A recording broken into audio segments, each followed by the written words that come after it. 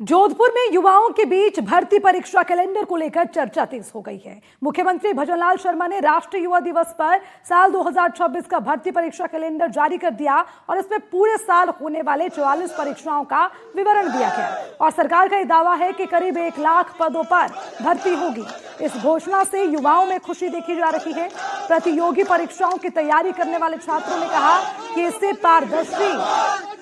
इससे पारदर्शिता बढ़ेगी, तैयारी करने वालों को सहूलियत मिलेगी। हालांकि शिक्षक भर्ती की तैयारी करने वाले अभ्यर्थियों ने निराशा जताई है। उनका ये कहना है कि कैलेंडर में शिक्षकों के पद बहुत कम हैं और सरकार को इस पर पुनः विचार करना चाहिए। युवाओं ने साफ कहा है कि रोजगार के अवसर बढ़ाना सराहनीय कदम है, लेकिन शिक्षकों के पदों में भी बढ़ोतरी जरूरी है।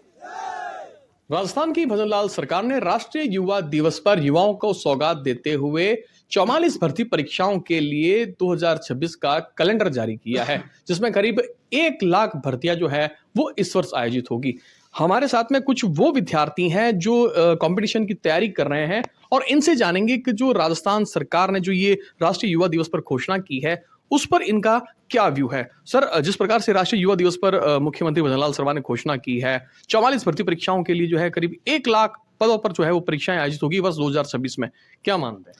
कहीं ना कहीं ये एक सकारात्मकता का संदेश है, क्योंकि पहले जो भर्तियां होती थी उसका कोई कैलेंडर जारी नहीं होता था। उसको लेकर के क्या बहुत सारी ऐसी जो असमंजसता की स्थिति रहती थी विद्यार्थियों के बीच में कि किस भर्ती को लेकर के तैयारी करें, किसको लेकर के नहीं करें।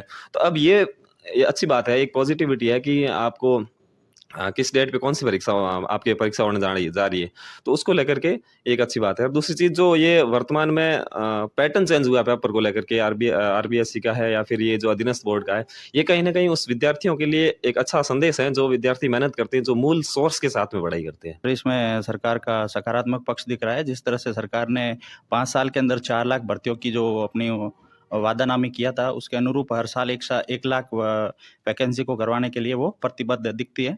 और एक सकारात्मक पक्ष भी है जिसमें साल भर का पूरा, अभी जनवरी मंथ ही लग रहा है और दिसंबर तक का पूरा प्रारूप सामने दिख रहा है, जिससे बच्चों को क्या है कि किस फील्ड में कहाँ जाना है, क्या तैयारी करनी है, वो पूरा प्रारूप उसको सामने ही दिख रहा है और उसके बैकअप प्लान्स किस में जाना है वगैरह पूरा A to Z।